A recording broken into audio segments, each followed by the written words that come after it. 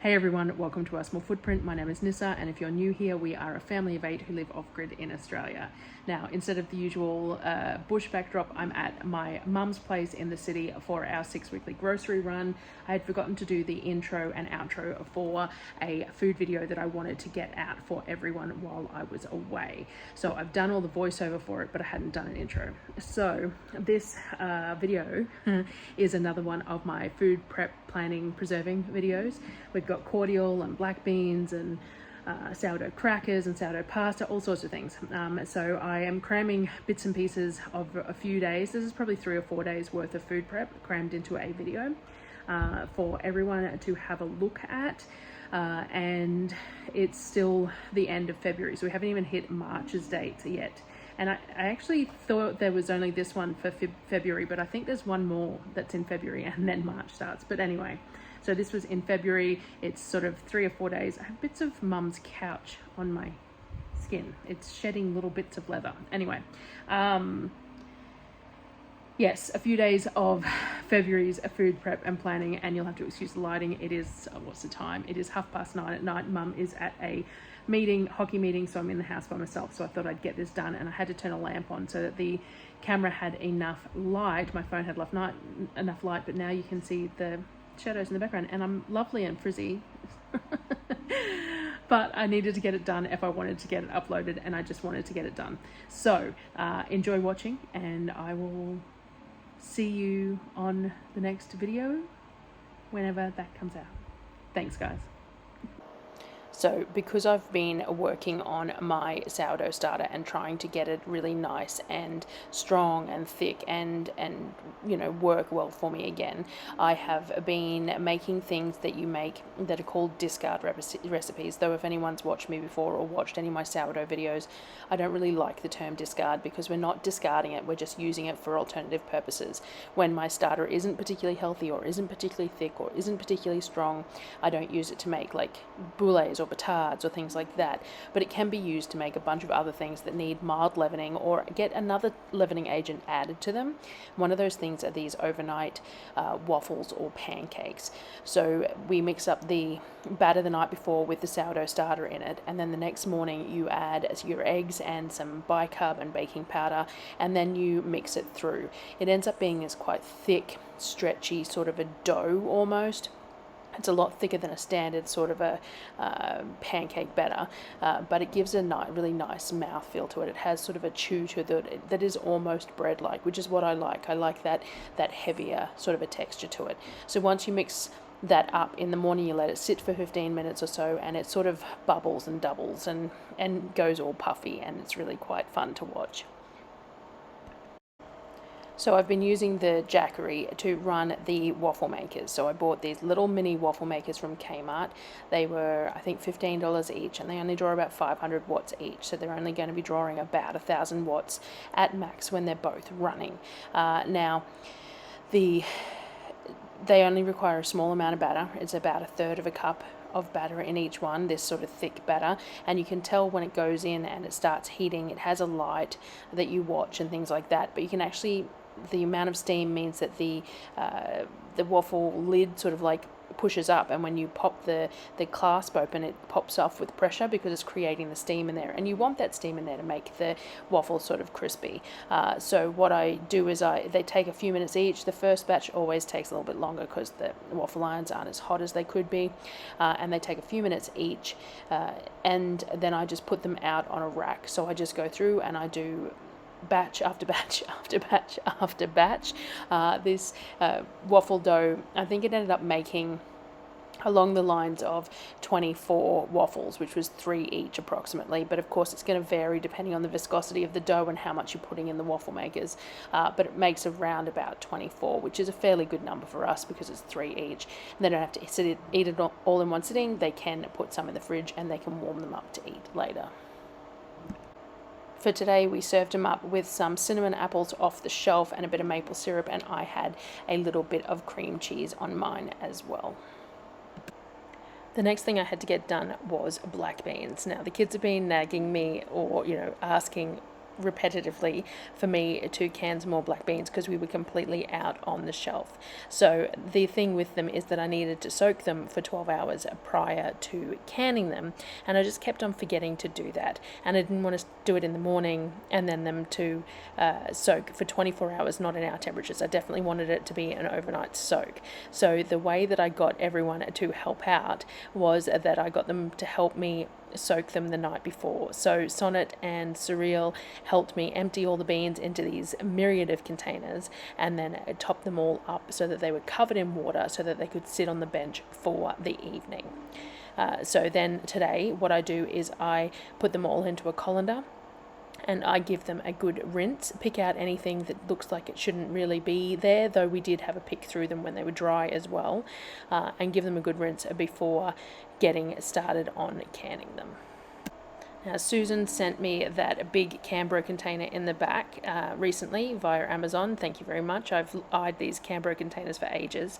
And she also sent me a bunch of wide mouth quart jars, ball mason ones, that apparently worked out fairly inexpensive if you purchased them from the US to get them sent, whereas here buying them is quite difficult at the moment. So Sonnet got me a bunch of the quart jars out. We gave them a clean and put them all out ready to be filled. Now, the way that I do black beans is the way that I've only ever canned black beans once before, and I did a whole bunch of research at the time onto what method I wanted to use, and that was with the soaking for 12 hours and then putting them in the jars pre-soaked. So they are almost as big as they are going to get. Not quite, but close. So what I do is I fill the jar about 2/3 full, around about up to the last measuring line or the second last measuring line on the jars, and it works out to be around about 5 jars per kilo of beans.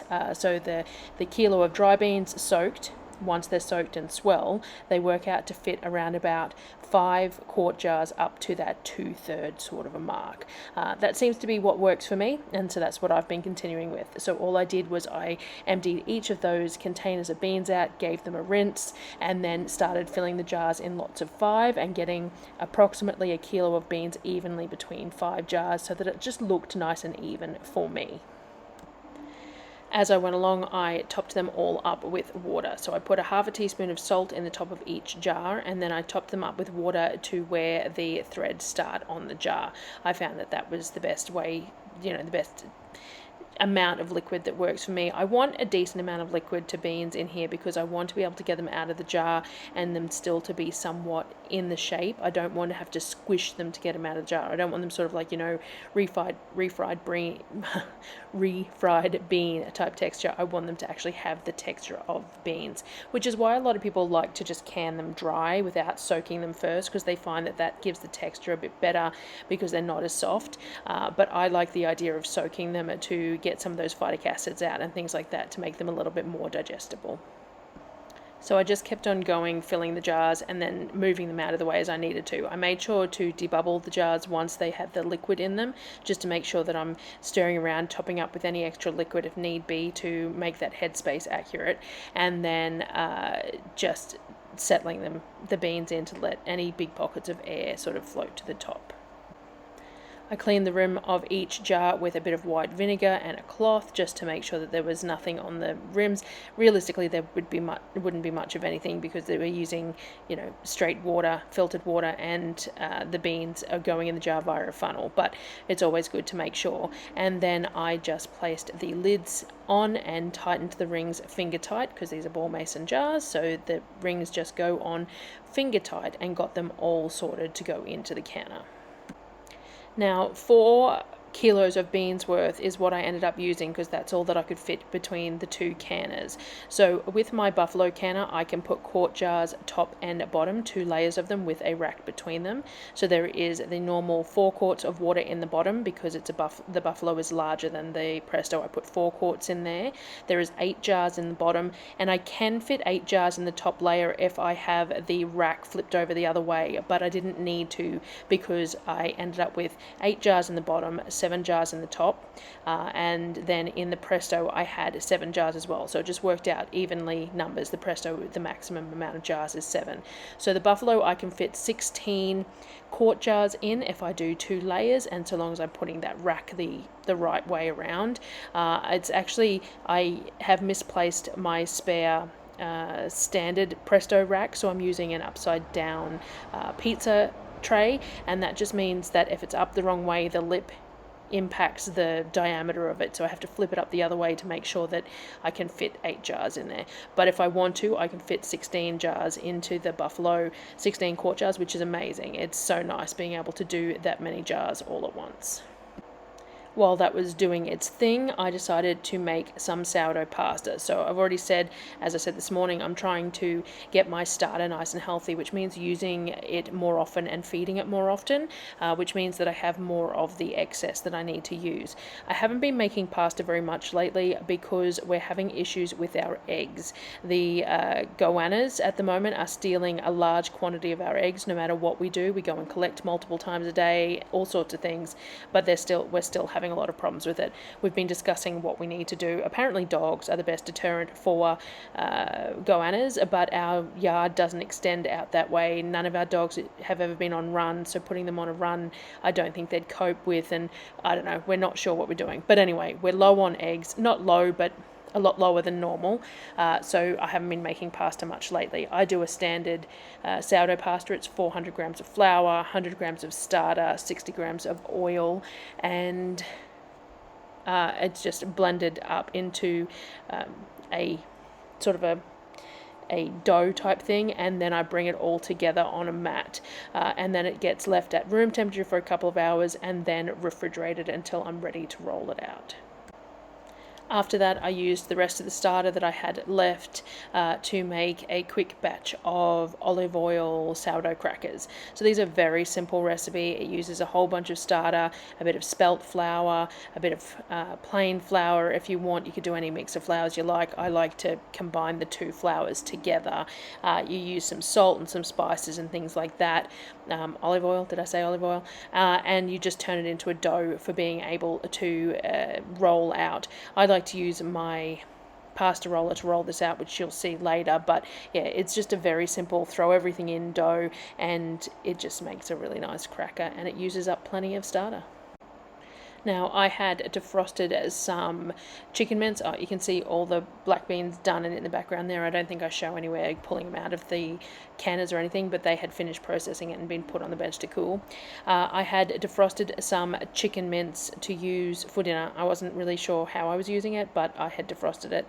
And after that, I did some Googling to figure out what I wanted to do.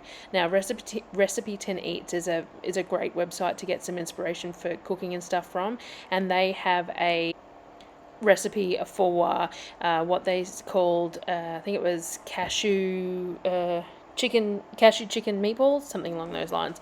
And so what I did was I followed that mostly. So it involved making meatballs out of some chicken mince, using some breadcrumbs and some garlic and other flavors. Now, I don't have any breadcrumbs at the moment, so I used my ground up cornflakes to use as crumbs, and there was some spices and stuff in there. There was a little bit of the stir fry sauce that I made for the rest of the dish added to the chicken mince as well, a bit of salt, eggs, all that sort of thing, just standard sort of stuff for meatballs. These are just, they're cashew chicken inspired meatballs. So we mixed all that into the mince and got it well emulsified. I cooked up some standard, my basmati or long grain rice, whatever I happen to have. I've been getting some kilo bags through the hamper, and I think it's just white long grain rice. I think that's what I'm using at the moment. Absorption method, used on the stove top, bring it up to a boil, then lid on low for 15 minutes, and then fluff it once it's ready. Standard sort of a white rice. After that, I got the stir fry going. So I put a bit of garlic and a bit of ghee in a pan, and then I just fried off the frozen vegetables. So we're down to frozen vegetables only at the moment, and I think this mix is it is my preferred mix, this bird's eye mix, which is it is my preferred frozen veggie mix, where I think in the next couple of meals are using the Aldi stuff, which I just don't like as much. It's just not as evenly cut and things like that. But anyway, so I stir fried off the frozen vegetables in that bit of oil and ghee. It doesn't take long. The veggies really don't take long to cook from that point. Stir fried them off until they weren't frozen, not necessarily cooked all the way, but until they were less frozen than they had been. Now, I seem to have missed the footage of cooking the meatballs off. I don't know how, but so I rolled all that mince into fairly even-sized meatballs, and then I just fried them off in the cast iron before I put all these veggies in. So they don't have to be completely cooked, just cooked enough that they're going to hold together better, and they have that color on the outside. Now, realistically, I definitely should have used more than one pan here. I get a little enthusiastic with the putting my stuff in a pan and thinking that it's all going to fit, but it was a challenge to get it moved around.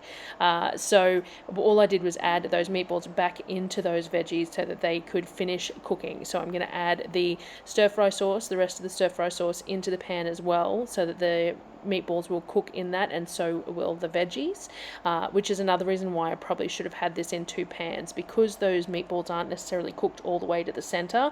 I had to shift them around a fair bit to make sure that they were getting properly cooked, whereas if they were in 2 pans, they probably would have cooked a little bit more evenly, a little bit easier, and the veggies wouldn't have ended up as overcooked as they did a little bit because I overcrowded this pan. Now, you can't have cashew chicken without cashews, so I had the end of a bag of roasted salted cashew pieces, so all I did was sprinkle them over the top, and then when we served it, made sure that everyone got a few bits and pieces of those cashews with their meal. I definitely like that texture of those cashews in the sauce, and the meatballs were quite soft, but it was very tasty.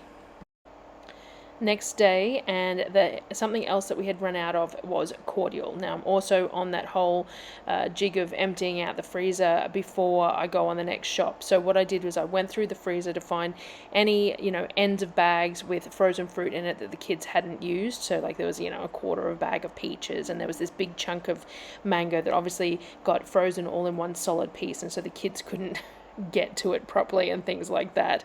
There was also a bag of strawberries down the very bottom of the freezer. I have no idea when I bought these. I don't remember the last time I bought strawberries, but there was a bag of, these are like those Kirkland organic strawberries or whatever from Costco, so I put them in there as well, and I also found some sliced up lime in the bottom of the freezer too.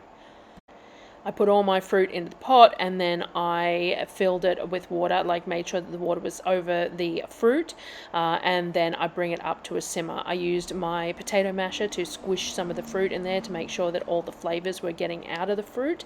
If you don't want bits of pulp in your cordial, then you don't want to agitate the fruit too much. We don't mind a little bit of pulp. We will strain it to a degree, but we don't mind a little bit of pulp. And I like to make sure that I'm getting as much flavor out of this fruit as possible. So we bring it up to a bubble, let it simmer for sort of 15-20 minutes, and then put a lid on it and let it steep for a little while as well before we strain it. You can use any combo of fruit that you want. This just happened to be what was in my freezer. Once it is all simmered for however long you're simmering it for, and then steeped for a while, you want the color of the water to be nice and dark and things like that. I start straining it. Now I'm just using, I think this is an IKEA silver colander, and it's got fairly fine, but it's not excessively fine. So it's going to end up with a little bit of pulp in there, but not huge amounts. The idea here is that you don't want too much flesh in the cordial, because Darryl really doesn't like too much pulp, but I also want to make sure that there's plenty of flavor in it as well. And because we're doing a fairly large batch here, and the water to fruit ratio was quite high, we want to make sure that we get as much goodness as possible. So Darryl's agitating the fruit a little bit in the colander to get all the liquid out, but he's not squishing it through the sieve either. He's just sort of moving it around so that all the liquid is going through and as much of the fruit flavor is going through without too much pulp. Once we had it all strained, I realized that this pot was not going to be large enough, because I'm going to have to add sugar as well, and I don't want it to overflow all over my kitchen, because that would be messy, but also because it's wasteful. So what we decided to do was run it through the sieve one more time. Now, the pot was too full to pour. Darryl was going to attempt it. I didn't think it was a good idea. So we just sort of scooped it in with the jug until the pot was half emptied and put it back into the bigger pot that I had just rinsed out, so that we had plenty of room in the pot for it to bubble and do what it needs to do with the sugar added and things like that, without risk of it bubbling over the edge and ending up all over my stove and the floor underneath my stove.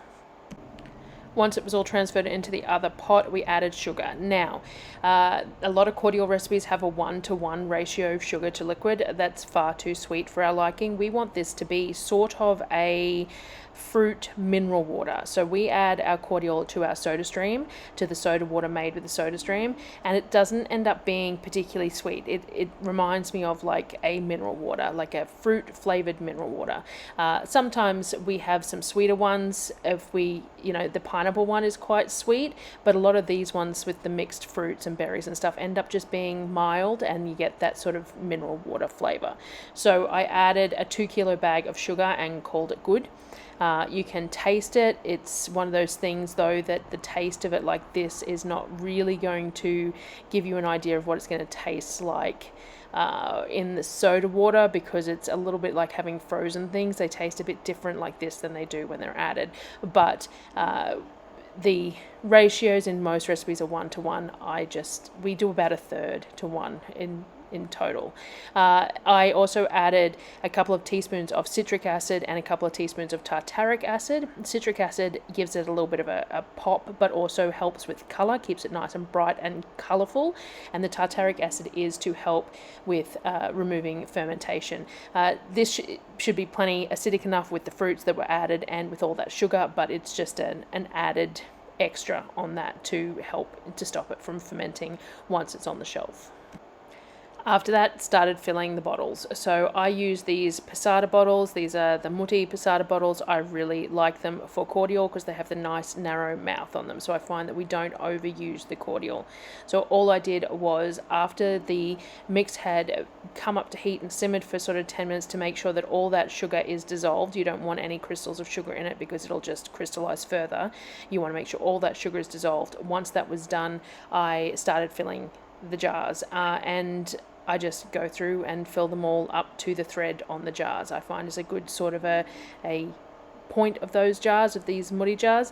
I use a combination of lids, new and old, reused and new ones. Don't have a new bag of them at the moment, so I'm using far more reused ones than new ones, but I just check them to make sure that they're good quality before I put them on. Do all the normal things, clean all the rims with white vinegar, make sure you clean them really nice and well, because this is a sugary, sticky kind of a liquid and you don't want it to hinder the seal of the lids. So I like to wipe the lids and the rims of the jars with some white vinegar, make sure that there's no tacky, sticky, sugary substances on there. And then all the lids go on as well. So as I said, I clean the inside of them with a little bit of vinegar as well and put all the lids on there. Now the lug lids need to be on really nice and firm, not like ball jars that are just finger tight. These need to be on firm, but the jars are very hot. So at the moment I'm just sort of placing them, and then I make sure that they're tightened properly before they go in the canner. Now, because the liquid in the jars is hot, I make sure to heat up the water in the bottom of my canner before adding the jars. I am going to steam can these in my pressure canner. Passata bottles do not fit in a steam canner. They are too tall. So I discovered steam canning in the pressure canners, and that has made life so much easier, because the amount of water required to cover these with an inch above them in water is just far more water than I really want to use, and makes the pot extraordinarily heavy. So we put 3 to 4 quarts of water in the bottom of the canner, and then put the jars in the canner as well. As I said, heat that water in the canner first to make sure that it's the same temperature as the jars. Being that I have a buffalo, I can fit plenty of these jars in here. Any that didn't fit, actually, I think I got all the Mutti jars in there, but I had filled an old cordial jar, like a store-bought cordial jar, with some of this as well, so that just went straight in the fridge, and the rest of the jars went into the canner. Once that's full, the lid goes on, steady stream of steam, and then start the timer.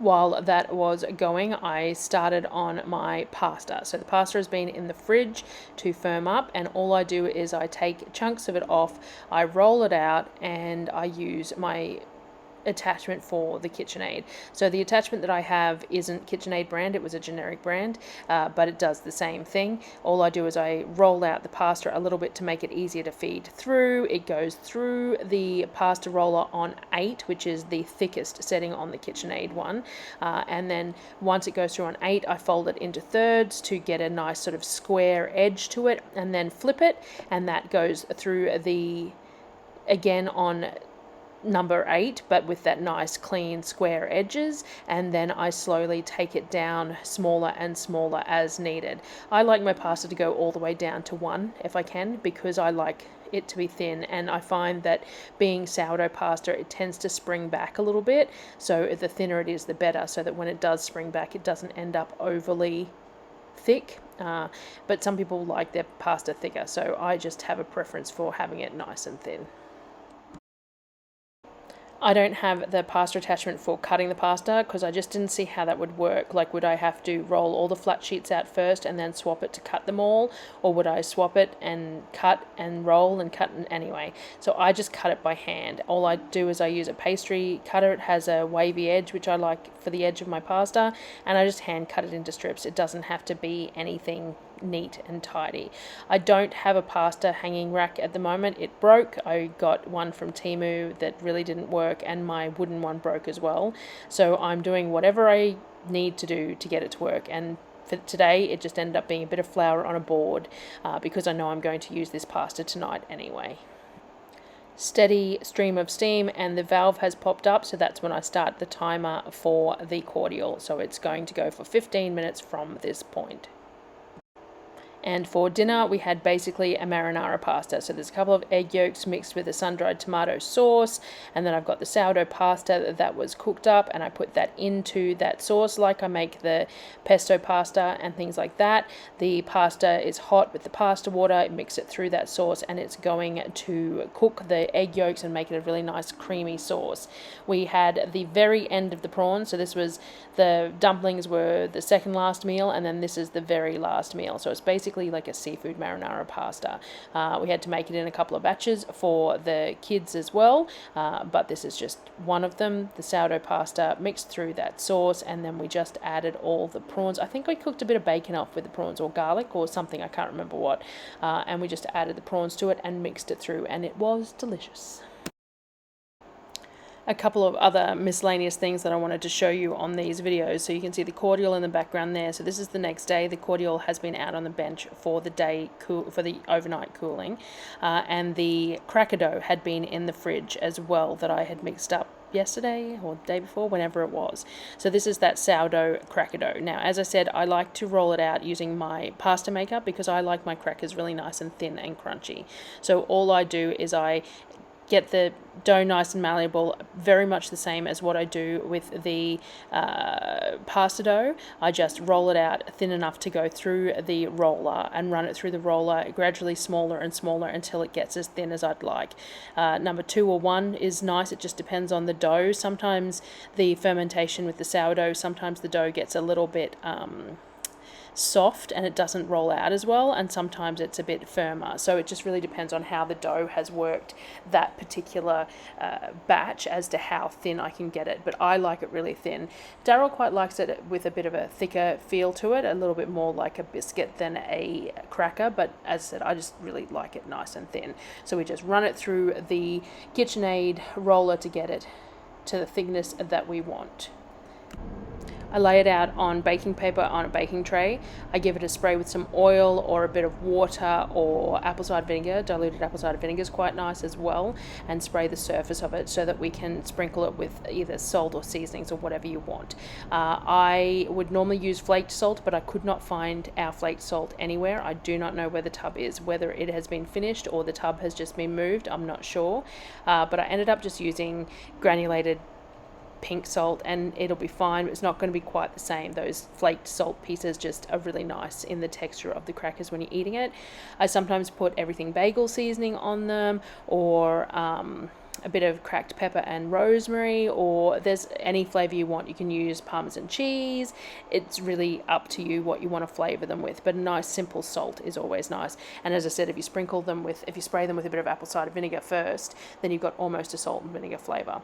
I have this cracker roller from Thermomix that I use. It works better if you've got like a big square sheet rather than these different shapes, but all I'm looking to do is score the crackers so that they cook more evenly, and then I'm going to break them up afterwards. They don't have to be consistently sized. This is what they look like when they're cooked. I just pull them off the baking trays and put them on a rack. I break them along the scoring where they will break. So you see there's some really nice triangle shapes. Others are not breaking as well. I just break them up into pieces so that they can go in a jar. It really doesn't matter what shape they are. As I said, that scoring is just about them cooking more evenly. If they're one big slab, then the middle tends to stay undercooked while the edges brown too quickly, so that scoring allows the heat to more evenly penetrate the crackers and they end up a bit more even. But this is how I like them anyway. I don't mind the fact that they're just in little bits and pieces.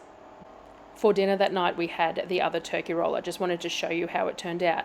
Now, the thing with the turkey roll was that it had the netting over it, but it had plastic underneath the netting, so I had to remove the netting to remove the plastic, and then I didn't see the point in putting the netting back on, so I just cooked it without it. So all I did was peel all of that off and then put it in a baking tray and got it set to cook. So I had defrosted this in the fridge, so this was completely defrosted. I didn't spray it with any oil or anything. I didn't think it needed it, and I just cooked it in the barbecue until the internal temperature registered on to the sort of 76, 165 that chicken normally is. This is turkey, so I just went by chicken temperatures. And then once it was done, I pulled it out and sliced it. Now this was really nice done this way. We ate it as basically just a roast meat. We did eat the entire roll in one sitting, so it wasn't exactly a cheap meal, but we just had it with, I don't think I got any further footage, but we had it with mashed potatoes, steamed veg and gravy, and just had it as like a roast dinner, and it was very, very nice. So definitely something that was well worth receiving. It came in a hamper, so it's not something I'll probably get again, but it was very tasty.